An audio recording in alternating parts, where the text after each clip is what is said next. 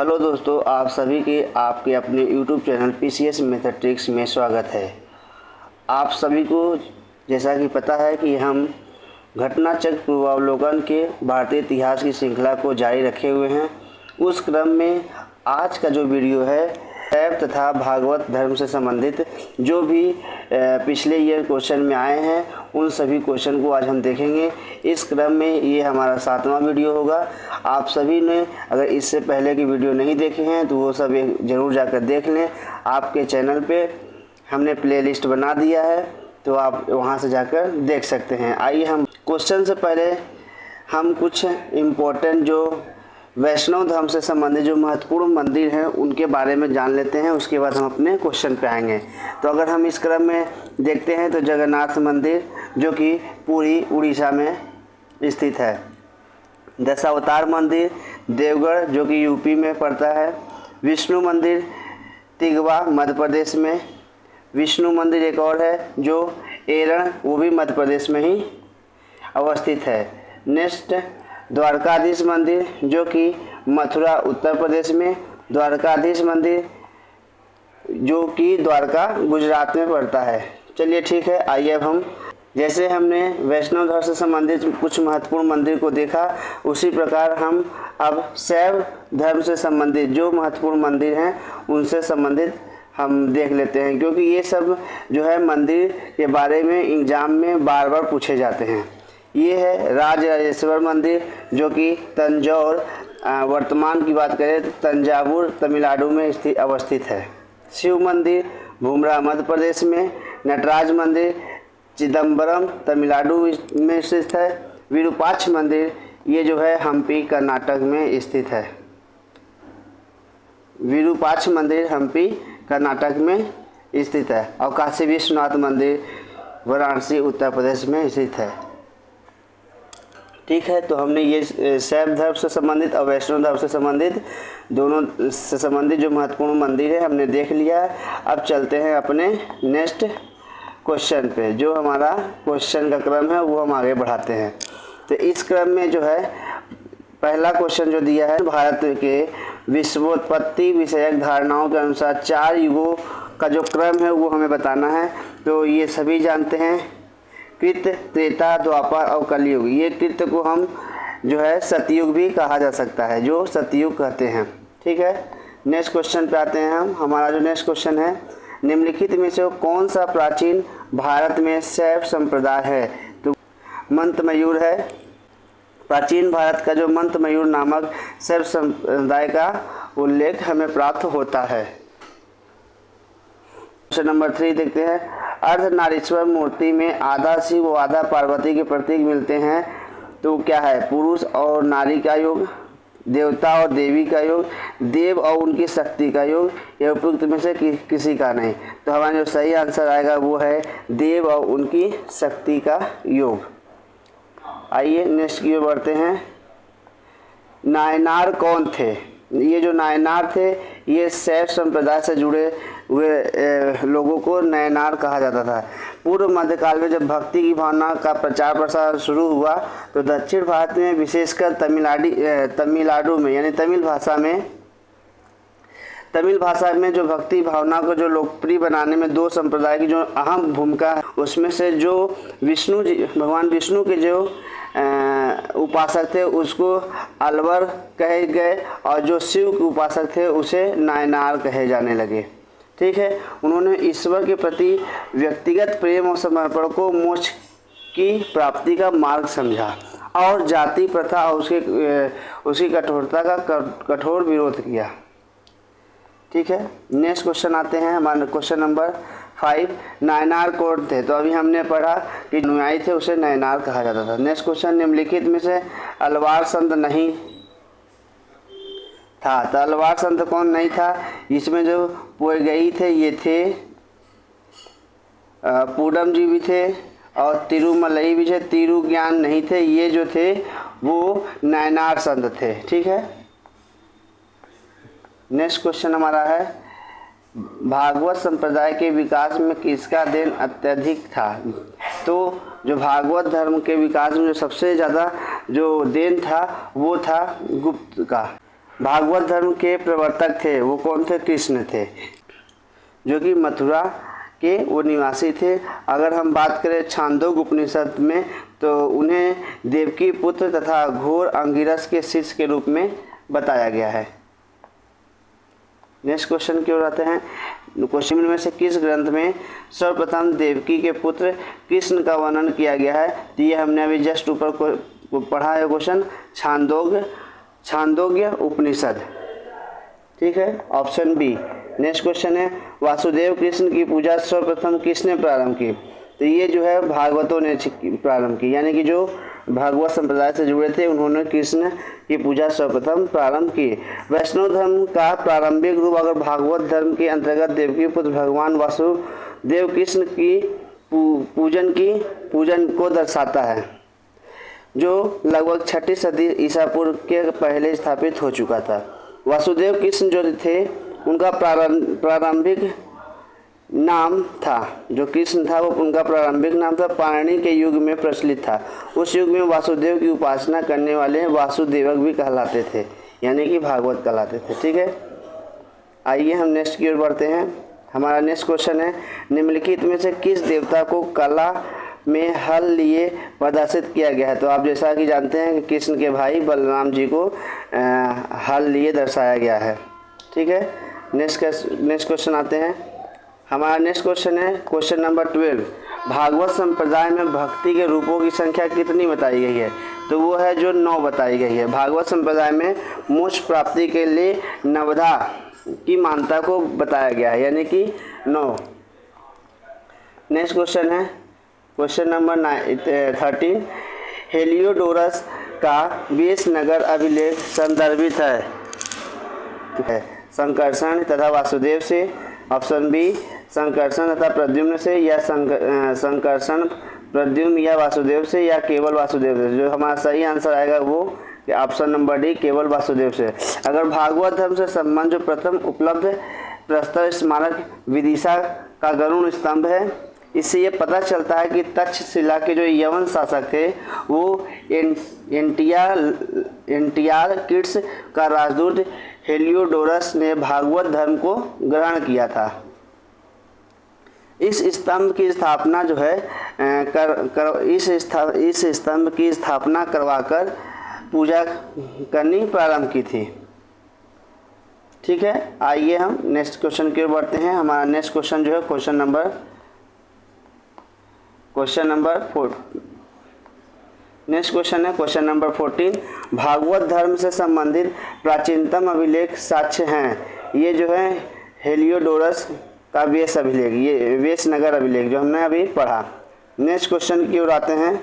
हमारा जो next question है भागवत धर्म का ज्ञात सर्वप्रथम अभिलेख साक्ष्य क्या है? तो हमने क्या भी पढ़ा है, वेश नगर का गरुड़ स्तंभ। ठीक, नंबर 16।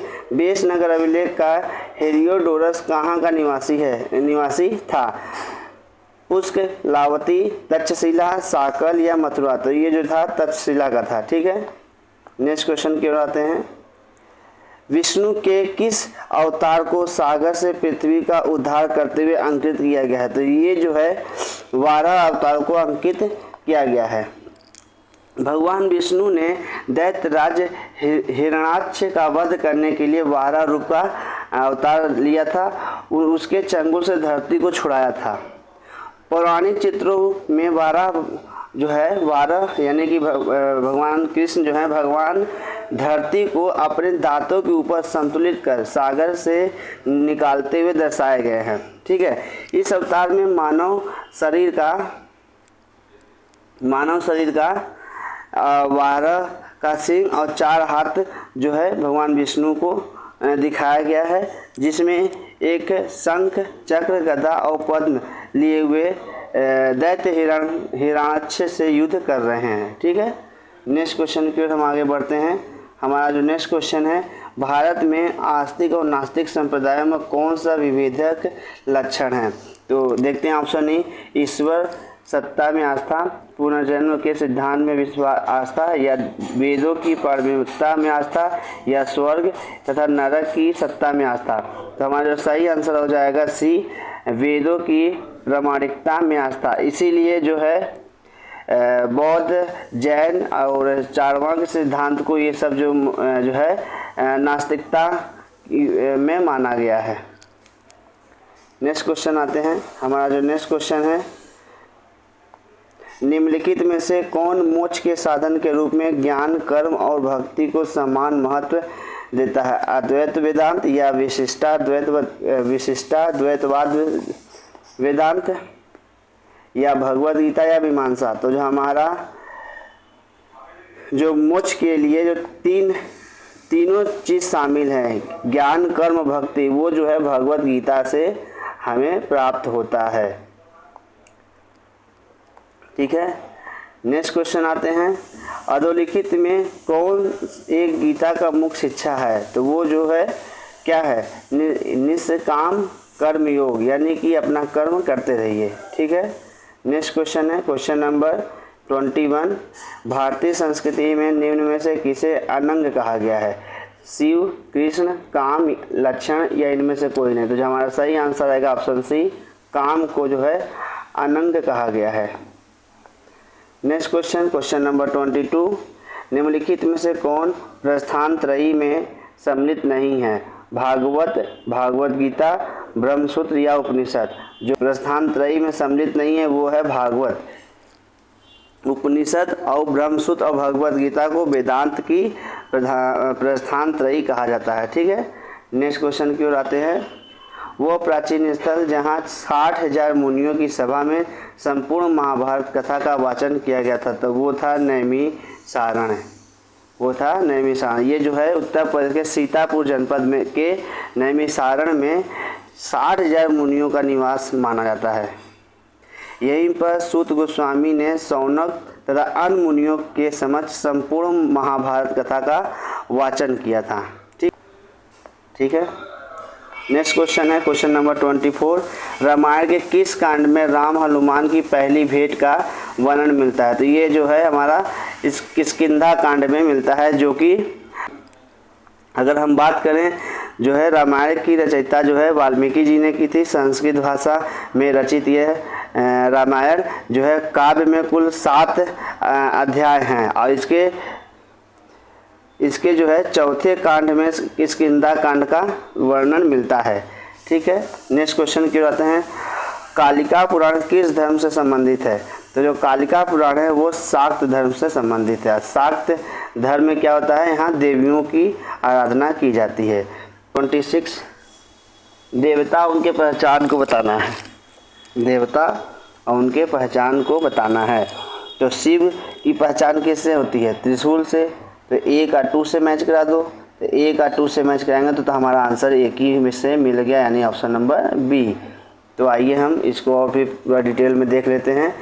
शिव जो है त्रिशूल से, विष्णु जो है चक्र से, गणेश जी जो है रस्सी या फंदा से, और सरस्वती माँ जो है वीणा से। ये तो आप सभी जानते होंगे। नेक्स्ट क्वेश्चन है, पुरी में रथ यात्रा किसके सम्मान में निकाली जाती है? तो ये जो है भगवान जगन्नाथ के सम्मान में निकाली जाती है। प्रतिवर्ष आषाढ़ माह के शुक्ल पक्ष में ये निकाली जाती है, जो कि बलराम और सुभद्रा के सम्मान में रथ यात्रा निकाली जाती है। ठीक है। नेक्स्ट क्वेश्चन जो है हमारा, नासिक में कुंभ मेला निम्न में से किस एक नदी के तट पर लगता है?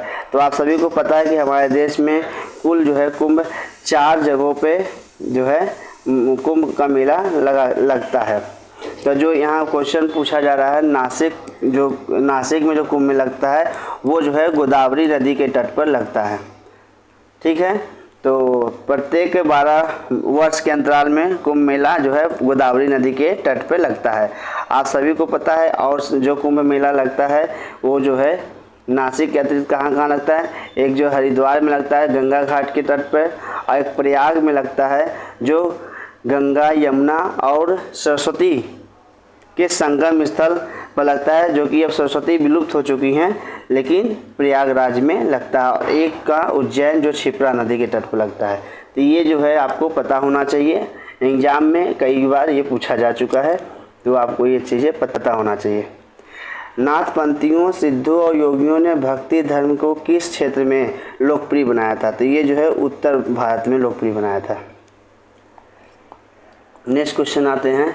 हमारा जो नेक्स्ट क्वेश्चन ये है क्वेश्चन नंबर 30 और आज के लेक्चर का ये लास्ट क्वेश्चन है। तो आज का लेक्चर हम बहुत छोटा रखते हैं, तो देख लेते हैं लास्ट क्वेश्चन क्या दिया है हमारा। सूची 1 को सूची 2 से मैच कराना है।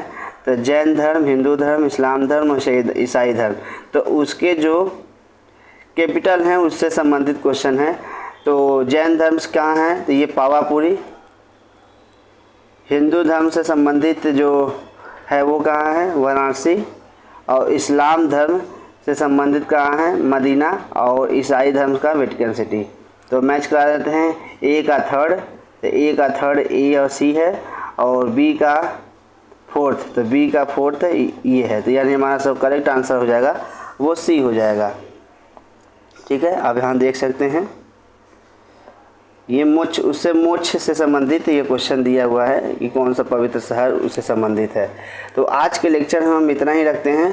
आप सभी के लिए एक अति आवश्यक सूचना, जो इस सीरीज में जुड़ चुके हैं उनको तो उनका स्वागत है। और आप सभी से निवेदन है कि इस सीरीज़ से आप अपने दोस्तों को भी जोड़िए, ताकि इस सीरीज़ का वो सभी लाभ ले सके। और जो भारतीय इतिहास का पूर्वावलोकन की जो हमने ये प्रारंभ किया है, वो अपने सभी बाधाओं को दूर करते हुए अपने गंतव्य तक पहुंच सके। ठीक है, तो आप सभी इस चैनल का सपोर्ट कीजिए, साथ दीजिए, शेयर कीजिए और वीडियो को देखते रहिए। और वीडियो अच्छा लगे तो लाइक करते रहिए। इसी क्रम में हम आपसे अगले वीडियो में मिलेंगे। अभी के लिए फ़िलहाल धन्यवाद। जाते जाते आप सभी को एक सूचना और दे देना चाहते हैं। इसी चैनल पे हमने जो है अभी जो कांस्टेबल और एसआई के लिए जो वैकेंसी आई है 4500 प्लस करके कुछ, तो उससे संबंधित जो है हमने एक सीरीज चालू करने वाले हैं। वो जो है प्रीवियस ईयर्स क्वेश्चन के होंगे, प्रीवियस ईयर्स क्वेश्चन होंगे। जितने भी क्वेश्चन प्रीवियस ईयर में पूछे गए उन सभी को हम सॉल्व करेंगे। तो आप सभी अपने दोस्तों को ये बात बता दें कि तैयारी कर रहा है वो, उसके लिए ये सीरीज़ बहुत ही हेल्पफुल साबित होने वाली है। तो आप सभी इस सीरीज़ में जुड़ जाइए और चैनल को सपोर्ट करिए। आप सभी के सपोर्ट के बल पर ही हम वीडियो बनाने के लिए प्रोत्साहित होंगे, मोटिवेट होंगे। तो आप बने रहिए चैनल के साथ। Thank you so much.